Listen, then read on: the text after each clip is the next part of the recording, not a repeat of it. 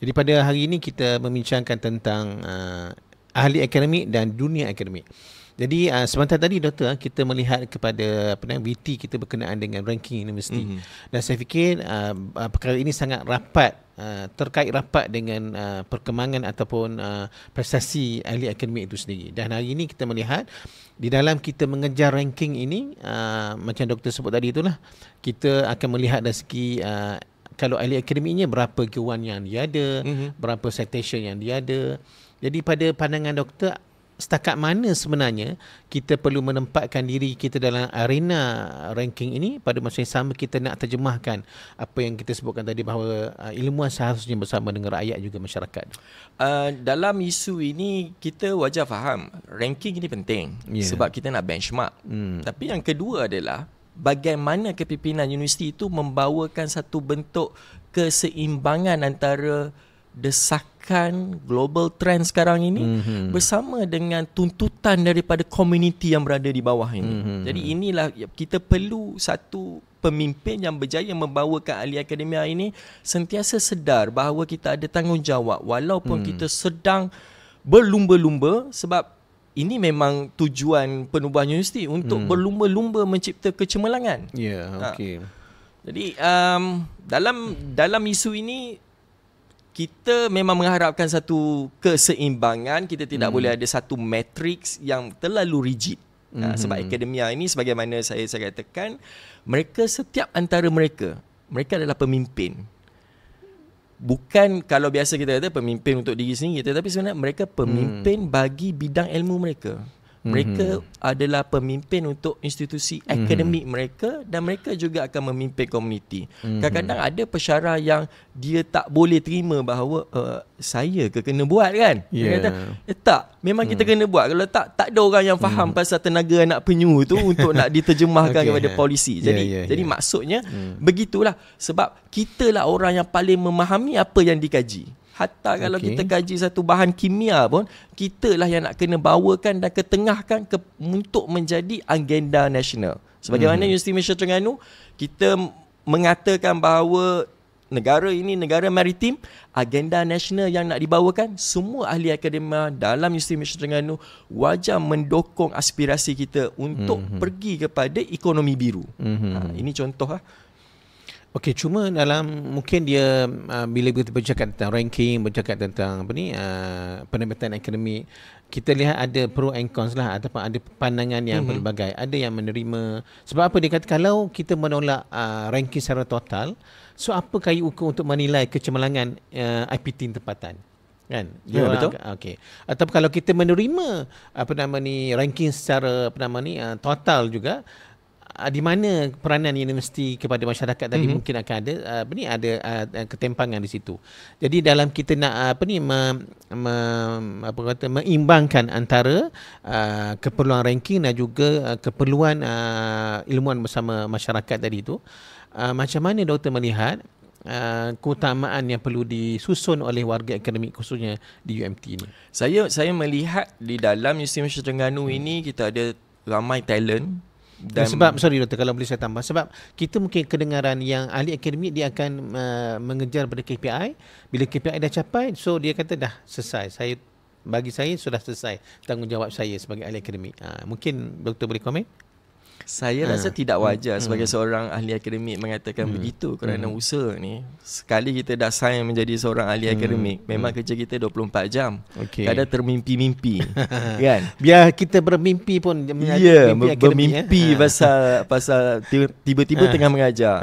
Apa yang lucunya, saya bersama isteri saya pun seorang ahli akademik juga. Dia pun kata bangun pagi ni letih. Dia kata semalam dia mimpi mengajar tengah menyelam. Jadi saya kata letih tu sebab arus kuat sangat kot semalam kan. Jadi sampai terbawa-bawa kerja itu. Jadi itu betul-betul penghayatan tu kan. Sampai mimpi dan igawan pun adalah berkaitan dengan betul. Kadang-kadang orang menggunakan Peter Drucker, iaitu seorang tokoh dalam bidang pengurusan, dan tafsirannya salah. Iaitu mereka kata apa yang tidak boleh diukur itu tidak boleh diuruskan. Tetapi mereka lupa bahawa kita kena cari jalan bagaimana nak mengukur. Dan sebab itu datangnya ranking. Bila datangnya ranking, sebelum ini mereka kata tak boleh nak ukur bagaimana ahli akademik. Maka datanglah ranking, maka datanglah citation. Maka ini yang jadi ukuran. Tapi mereka lupa.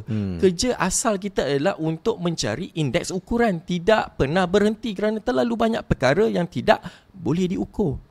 Mereka yang berhenti mengukur ini apabila mereka menemui satu titik di mana mereka menang. Kan? Okey. Jadi kita ini mungkin golongan yang mungkin kita punya resource agak terhad.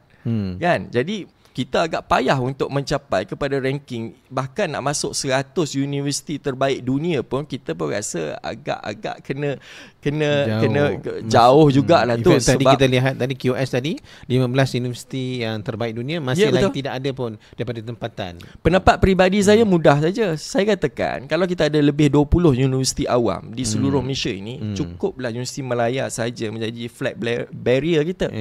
Dan sewajarnya Universiti Malaya kena juga memahami Universiti Malaysia Terengganu ini, kita berkorban untuk membantu mereka naik ranking juga. Sewajarnya mereka akan merasakan bahawa kita complement each other.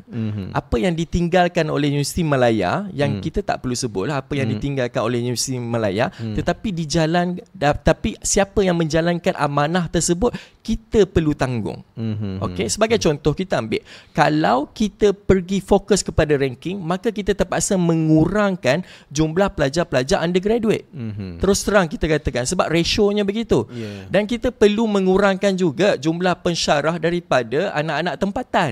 Kerana kita nak naikkan rasio pensyarah antarabangsa. Dan siapa yang perlu menjalankan tanggungjawab ini? Sebab itu saya kata, kalau keseluruhan 20 universiti menggunakan vibe yang sama untuk Universiti Malaya, saya rasa kita akan meninggalkan masyarakat dan akhirnya universiti ini akan terus menghadapi defisit trust.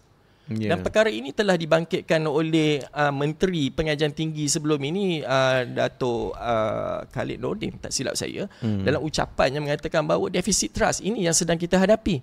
Dengan zaman AI lagi pun, ini pun lagi defisit trust yang akan datang. Dan apa yang tinggal kepada ahli akademia jika kita tidak ada wisdom yang boleh kita berikan kepada komuniti. Dan sebab itu dalam dunia ranking ini, kita sewajarnya duduk semeja, kita kata it's okay, Universiti Malaya, you can go because you are the flag barrier, you membawakan satu kebanggaan kepada kita warga Malaysia, it's okay. Tetapi kita, bukanlah maksud saya kita tinggalkan ranking, bukan. Maksud saya ranking itu penting untuk kita nak mengukur. Tetapi kena ingat, satu usaha yang perlu kita cari ialah talent ataupun bakat ahli-ahli akademik kita ini rencam, pelbagai, sangat banyak. Ada yang mahir menulis di media massa. Ada yang mahir untuk nak berbicara di hadapan secara impromptu. Ada yang cukup-cukup mahir di dalam makmal pendidikan mereka. Tetapi kalau kita gunakan satu metrik sahaja, maka ketinggalanlah rakan-rakan kita yang mempunyai kepakaran dalam menulis ataupun menterjemah buku. Isu dalam menterjemah buku ini bangsa kita dah lama tinggalkan pun. Kalau dahulunya, kalau kita nak membina satu ketamadunan dahulu, kita bermula dengan penterjemahan ilmu. Tapi sekarang ini, siapa yang nak terjemahkan ilmu? Dia sebab tidak ada dalam KPI. Sudah tidak ada dalam KPI. Dan sebab itu saya katakan kita perlukan satu pemimpin yang berani. Satu pemimpin yang berani untuk menegakkan apakah prinsip dan pegang balik kepada apa asas penumbuhan Universiti Malaysia Terengganu di bumi Gombadak, di bumi Mengambang Teliput ini. Dan akhirnya baru kita boleh dapat satu, saya sebagai Presiden Kebajikan Persatuan Kebajikan Staf Akademik, apa yang saya nak bawa, saya nak semua rakan-rakan akademik bila sampai je dekat traffic light depan UMT ni rasa bahagia. Nak masuk kerja. Dah lah berada di negeri paling bahagia, masuk UMT ni lagi bahagia. Lagi bahagia. Sebab dia boleh buat berkreatif lah, berkarya lah, carilah ilmu yang ada ini. Sebab mereka semua profesional. Kita tidak perlu lagi nak kata mereka, kamu kena masuk pejabat sebelum pukul 8 pagi. Saya kata ahli akademik tidak sewajarnya diberikan begitu. Sebab ahli akademik, mereka bukan kerja di kaunter, mesti pukul 8 orang dah tunggu dia buka. Ahli akademik ini kita boleh faham mereka adalah golongan yang kreatif, mereka perlu meneroka. dalam buku yang ditulis oleh David Kadavy, Time Management, Mind Management, not Time Management. Beliau melihat bahawa individu yang bekerja dalam meneroka sesuatu perkara, yang menggunakan kreativitinya, kita perlu memberikan mereka flexibility. Maka masa rehat ataupun kalau kita boleh faham, bila kita jumpa pensyarah pada pukul 9 pagi di kedai kopi bersama rakan pensyarah yang lain, kita jangan skeptik dengan mereka. Mereka mungkin membincangkan idea untuk membangunkan negara. Dan kita kena husnuzon je lah, senang kan. Selepas solat isyak pun kadang-kadang mereka masih lagi membicarakan tentang soal akademik. Jadi sebab itu saya rasakan kefahaman pemimpin kita kepada asas penubuhan ini penting untuk kita nak mendapatkan satu keharmonian rakan-rakan akademik ini untuk datang bekerja dengan keadaan mereka suka dan terus meneroka. Jadi ini memang agak mencabar bagi saya. Okey doktor, betul. Isu ranking memang isu yang sangat besar untuk kita wacanakan dan mungkin tidak selesai pada saat ini pun.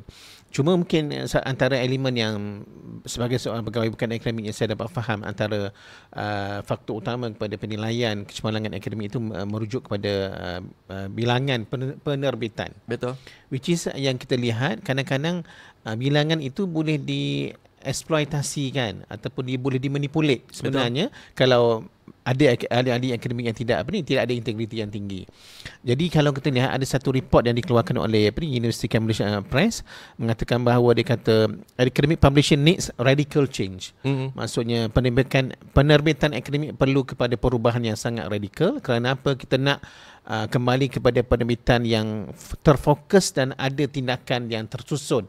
Bukan sekadar untuk tujuan kenaikan pangkat, untuk tujuan penilaian kesarjanaan untuk citation dan sebagainya. Betul. Mungkin komen doktor? Saya melihat perkara ini pun telah dibincangkan secara global. Saya terbaca satu artikel daripada majalah The Economist yang ditulis oleh Geoffrey Carr. Beliau adalah ketua editor untuk bahagian sains. Perkembangan ilmu sains ini sekarang ini kita melihat dalam bidang biologi, kimia, matematik.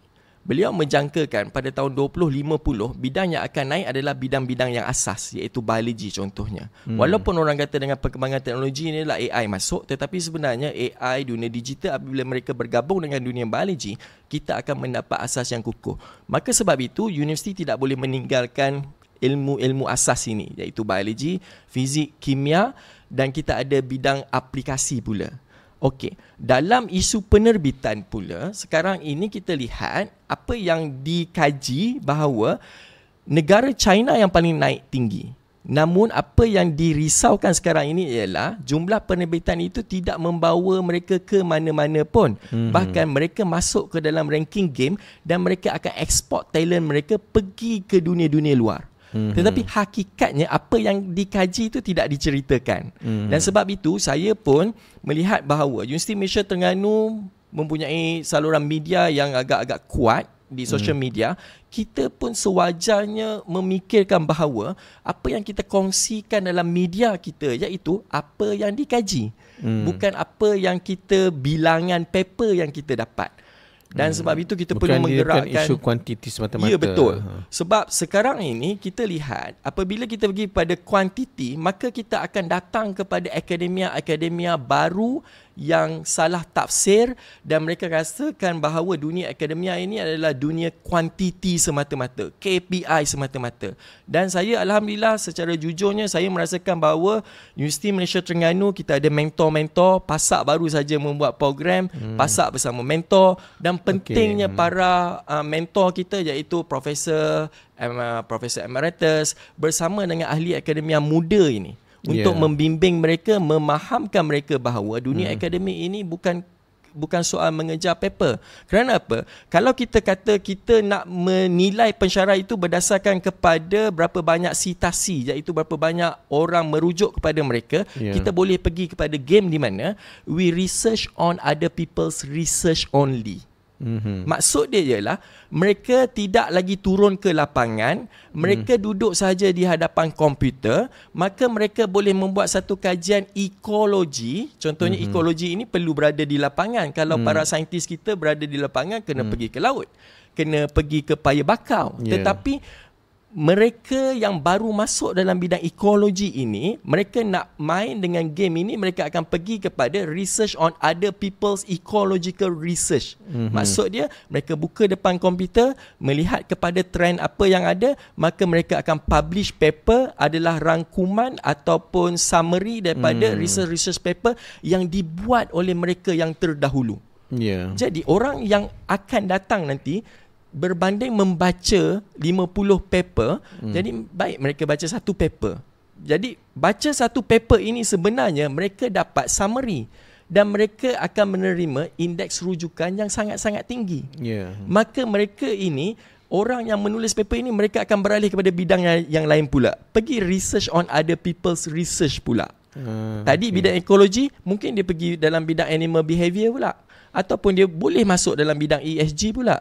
Jadi inilah akademia yang wajar kita kena lihat apakah konten ataupun wisdom apa yang ada dalam diri mereka, kepimpinan apa yang ada di dalam diri mereka, berbanding dengan rakan-rakan penyelidik kita yang memang turun ke lapangan, rakan-rakan penyelidik kita yang turun kepada komuniti.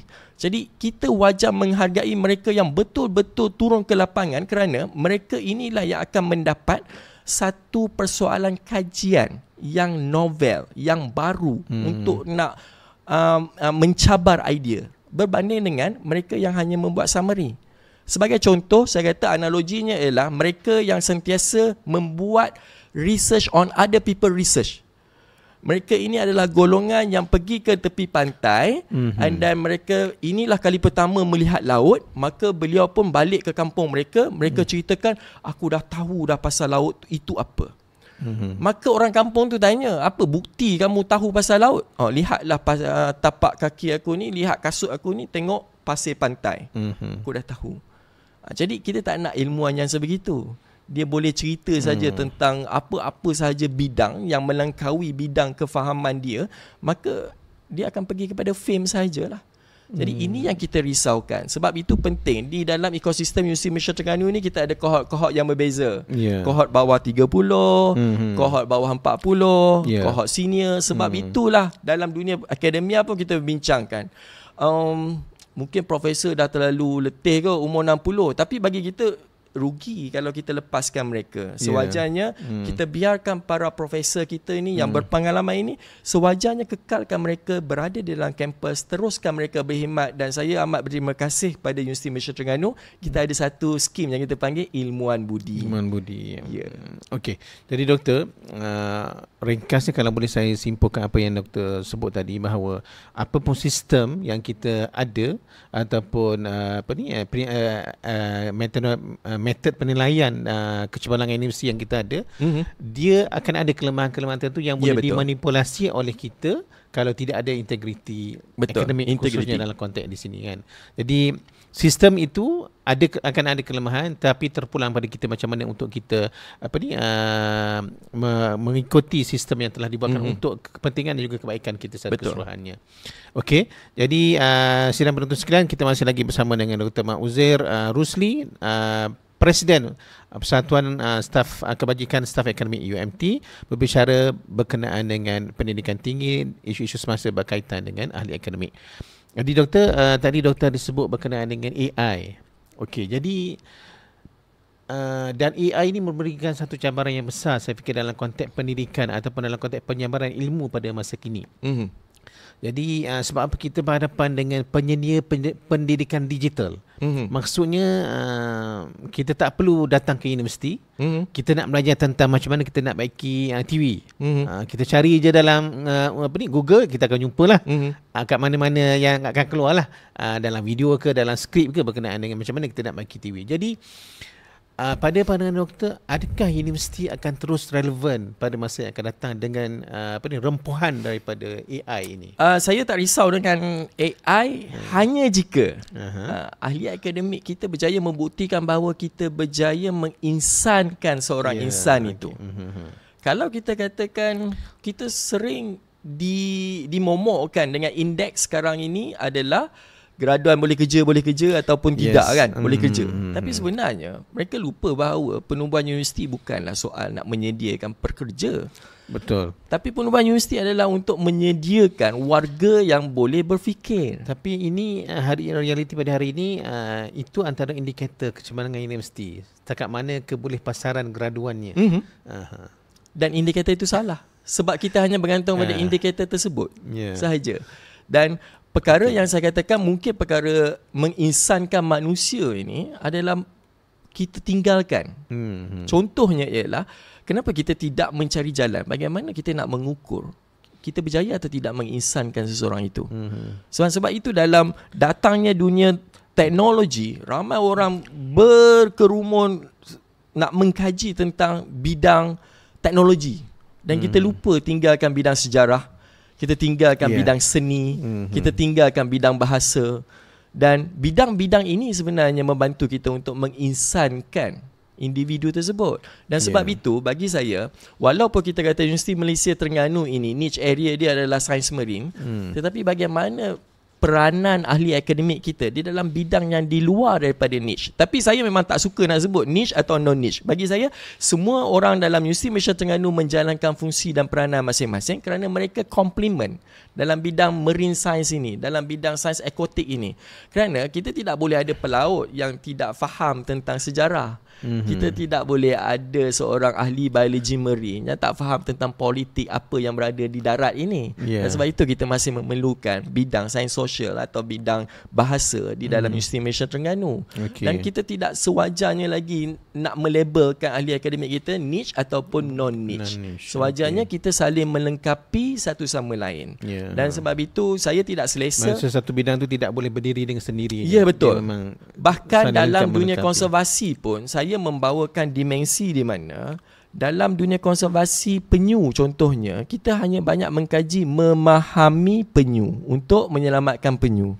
Tapi kita lupa untuk memahami komuniti yang terkait dengan penyu. Dan sebab itu saya menjemput rakan-rakan akademik daripada bidang sains sosial, human ecologist juga turut sama menyumbang dalam bidang ini. Jadi maksudnya macam mana para nelayan itu juga merasai bahawa mereka perlu juga betul tahu tentang penyu itu sendiri kan. Jadi inilah sebenarnya yang perlu kita bawakan untuk kita bersama-sama. Cuma inilah saya rasa mungkin saya bukanlah Naik Chancellor, Uzai sedap lah cakap kan bagaimana nak ukur ini sahaja indeks yang ada.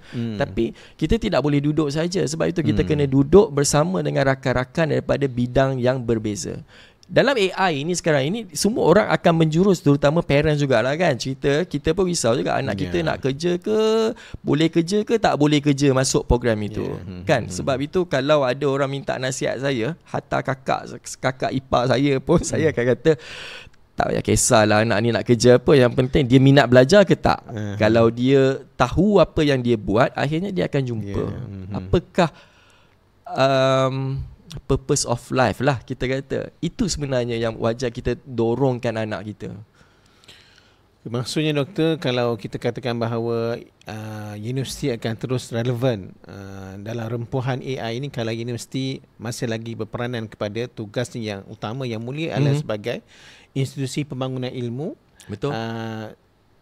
Bukannya sebagai institusi pemerolehan kerja. Betul.